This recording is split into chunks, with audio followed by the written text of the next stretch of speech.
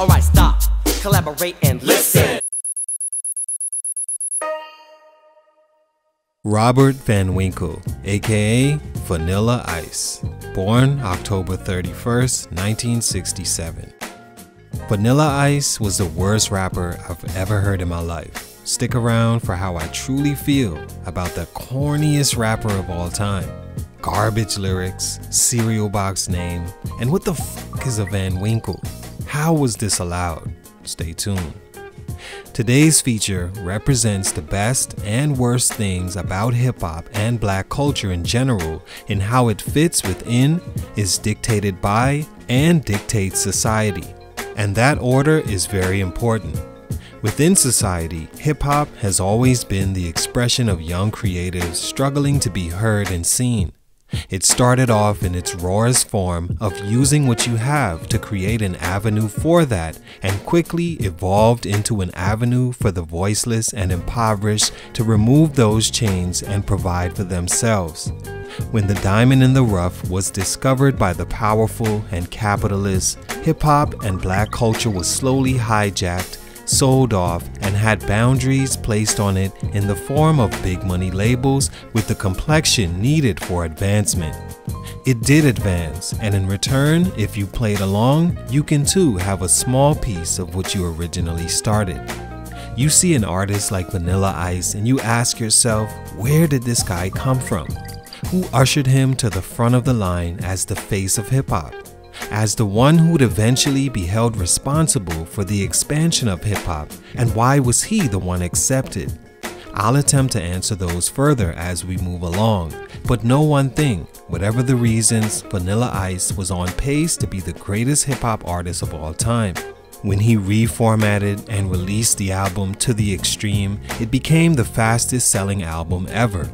Its lead single, Ice Ice Baby, became the first hip-hop single to top the Billboard charts in the US and countries like Australia, New Zealand, Ireland, and the UK. Thus, no Soulja Boy. For that, Vanilla Ice was the first credited for introducing hip-hop to the mainstream audience, and to this day had one of the more promising beginnings of all time. But it wouldn't last long. 4 years later, he'd show up with a second album called Mind Blowing that was the worst album I think I ever heard in my life. It was whoever the puppet masters were attempt to bring Vanilla Ice back to his white hip-hop roots, I guess, but only embarrasses Vanilla Puff, as nothing he says or even that goofy look made sense. He must have either had the worst writers who didn't understand that no one would believe him, or ones that had it out to sabotage his career, because I'd never heard a more poor record. Every song is Vanilla Ice's attempt to imitate black culture and black music, and when it wasn't that, it was corny, goofy lyrics about getting high and climbing coconut trees or whatever. The album went dust, and wouldn't get much better from there, as every album is a sad attempt to leech off a trend. Leech is a great word. But like I said, stay tuned. For now, here's why Vanilla Ice's growth was stunted. It's your boy JC, Stunted Growth Music. Let's get it, man.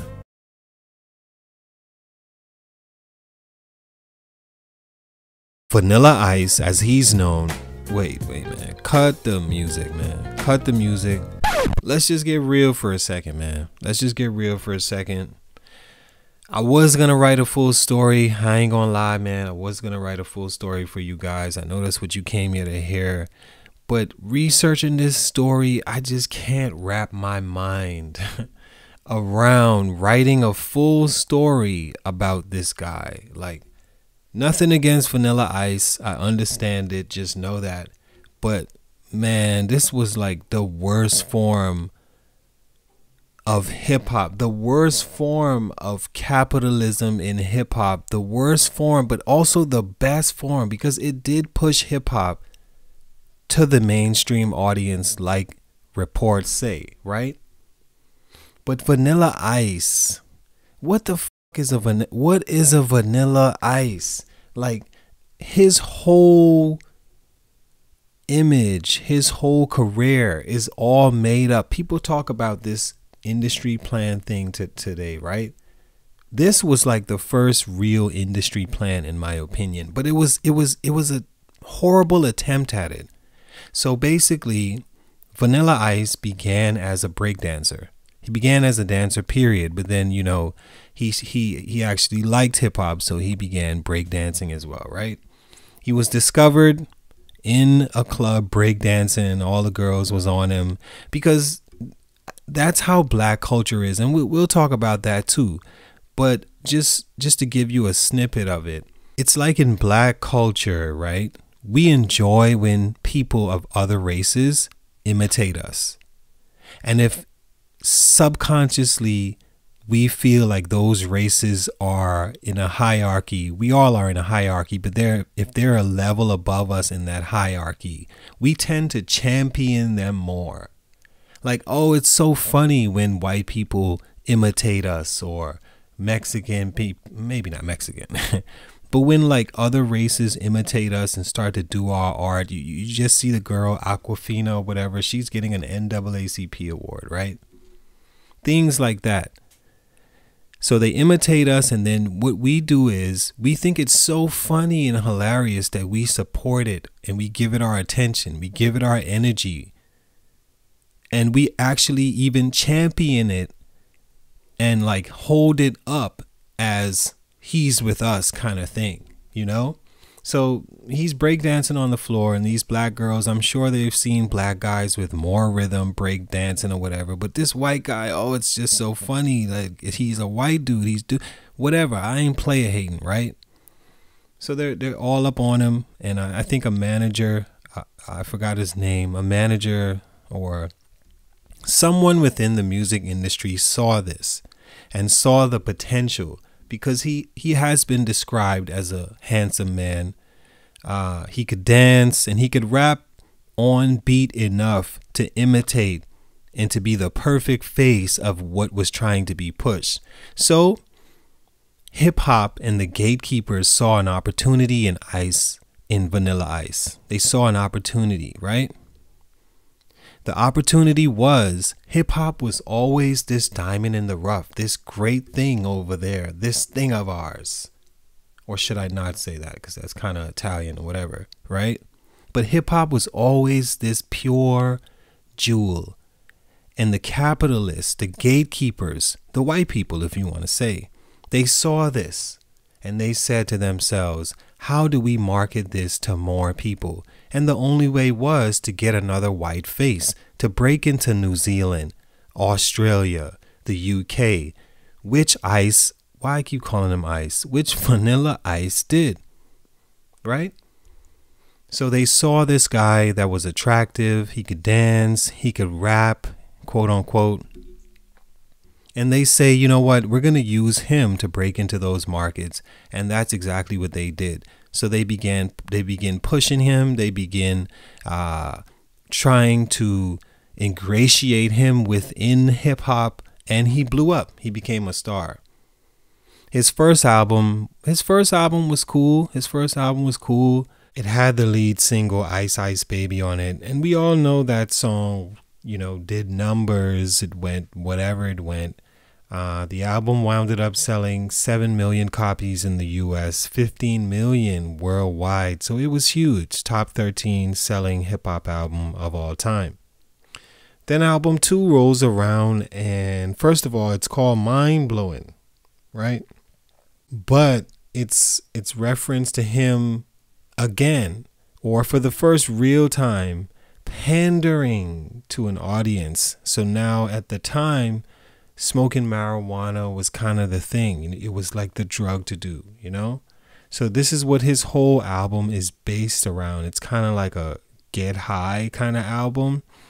But then they mix it in with lowriders and 40 ounces and pit bulls and no shirt, pocket full of money, hair twisted like a dread or a black person. And it's just egregious to me. It's just crazy to me.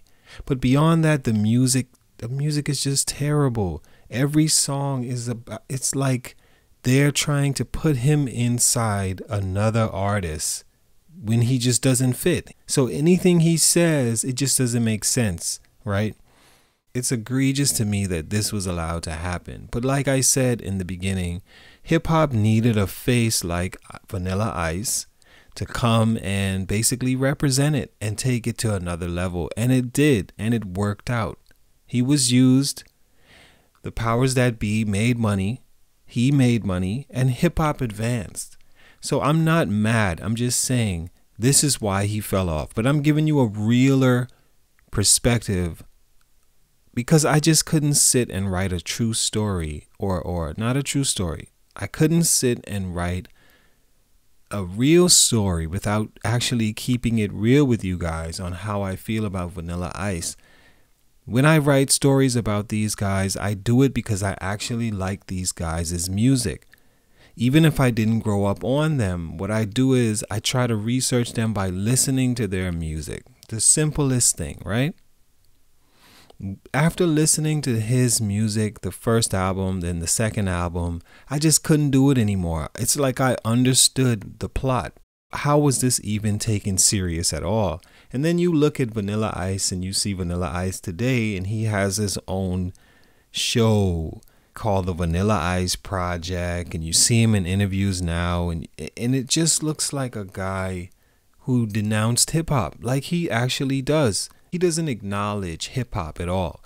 You know what he does? He acknowledges the part of his life when he was in hip hop that gives him cool points among black people and among his people.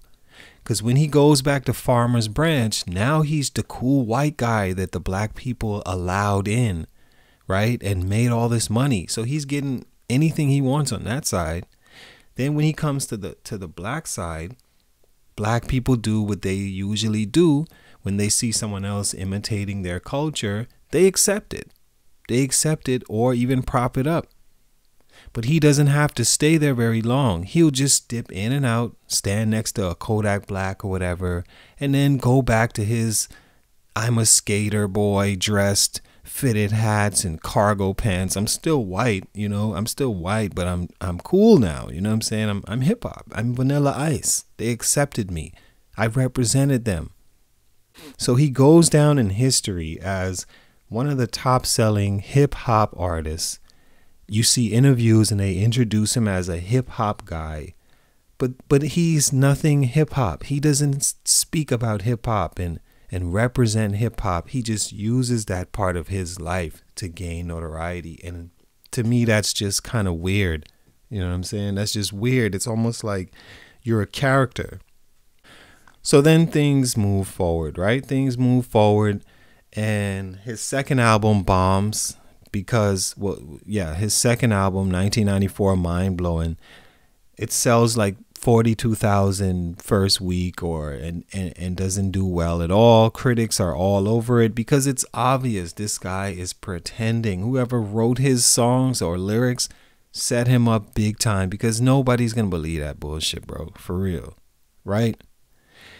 So then he starts to kind of pander in other ways. He has an album called Hard to Swallow. So now he's like this bad boy with an image that's like, you know, kind of edgy. So I'm like hard to swallow. Like I'm just like this outsider, this outcast kind of guy playing into that. But it was more pandering, more bad songs, more goofy lyrics, more goofy themes, and that album went dust as well. It didn't go actual dust. It sold nearly 100,000 copies, and that's cool.